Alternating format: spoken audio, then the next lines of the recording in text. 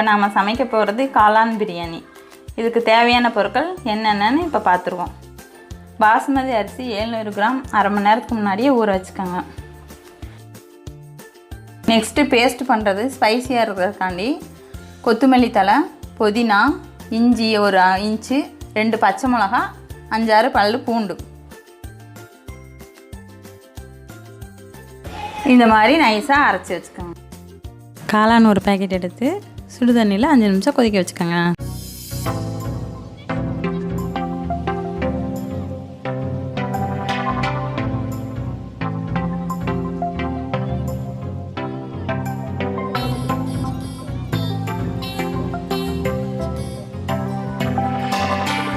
Stove on பண்ணுறோம்.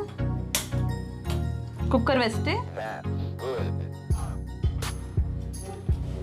3 கரண்டி எண்ணெய் ஊற்றணும்.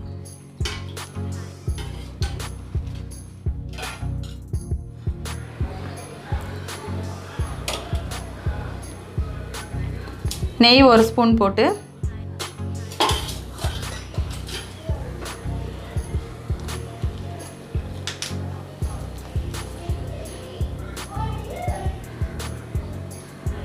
கிராம்பு,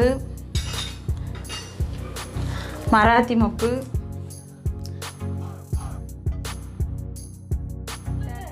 மராத்தி மொக்கு, சோம்பு, ஏலக்காய், பிரியாணி எல்லாம், அன்னாசி பூ இதெல்லாமே போடணும்.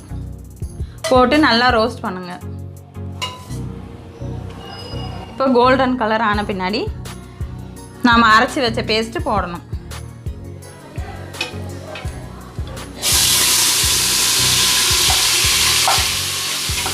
பச்சை வாசனை போகிற வரைக்கும் வதக்குங்க.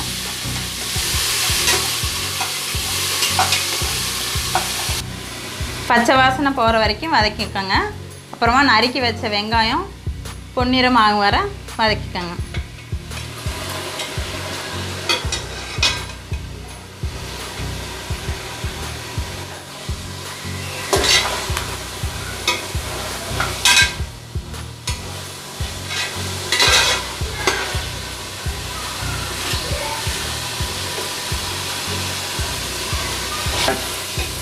இப்போ வெங்காயம் பொன்னிறமான பின்னாடி நறுக்கி வச்ச தக்காளி போட்டு நல்லா மசியும் வர வதக்கிக்கோங்க.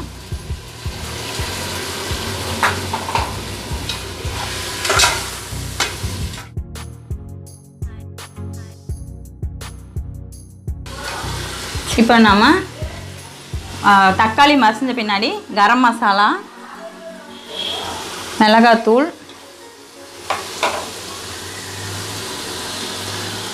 போட்டுக்கணும்.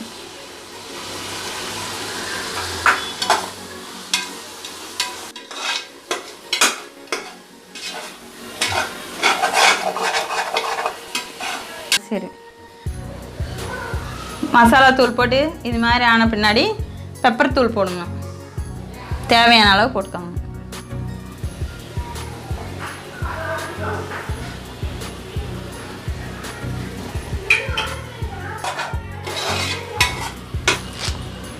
இப்போ நல்லா கமகமான வாசனை வரும்.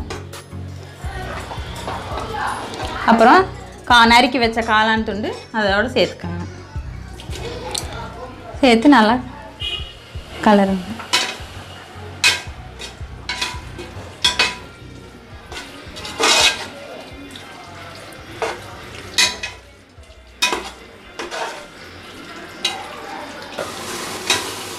அரை கப்பு தயிர் ஊற்றுங்க.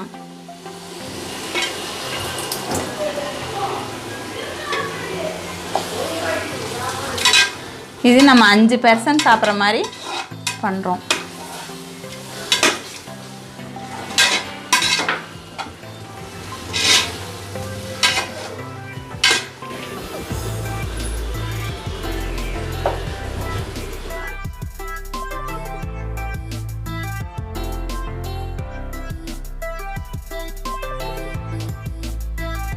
இப்போ நாம் ஊற வச்ச பாஸ்மதி அரிசியை இதில் போடணும்.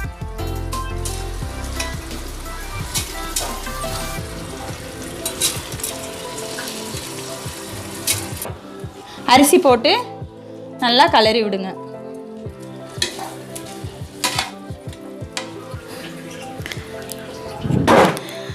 நல்லா கிளறிட்டு அந்த தண்ணி போகிற வரைக்கும் கலக்கிட்டு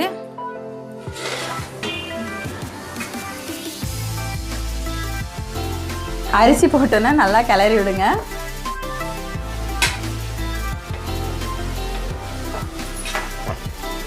இப்போ 1 கப் அரிசிக்கு 1.5 கப் தண்ணி வீதம் நம்ம எடுத்துருக்கோம்.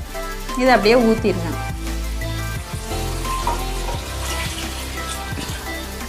ஊற்றி நல்லா கலந்து விடுங்க.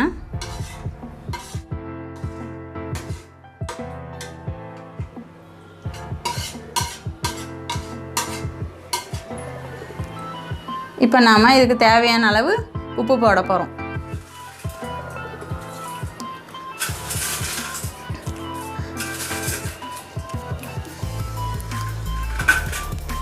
உப்பு போட்டு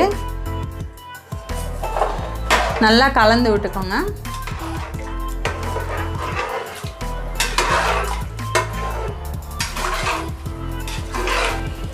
உப்பு கரையிற வரைக்கும் நல்லா கலந்துக்கோங்க. கலந்துட்டு கொஞ்சமாக எடுத்து டேஸ்ட் பண்ணி பாருங்கள். உப்பு காரமும் அதில் கொஞ்சம் தூக்கலாக இருந்தால் தான் சாப்பாடு வேகும்போது கரெக்டாக வரும். காரம் கொஞ்சம் கம்மியாக இருக்கனால கொஞ்சமாக மிளகாத்தூள் போட்டுக்கிறோம். நல்லா கலந்து விட்டுட்டு கொஞ்சமாக நெய் சேருங்க.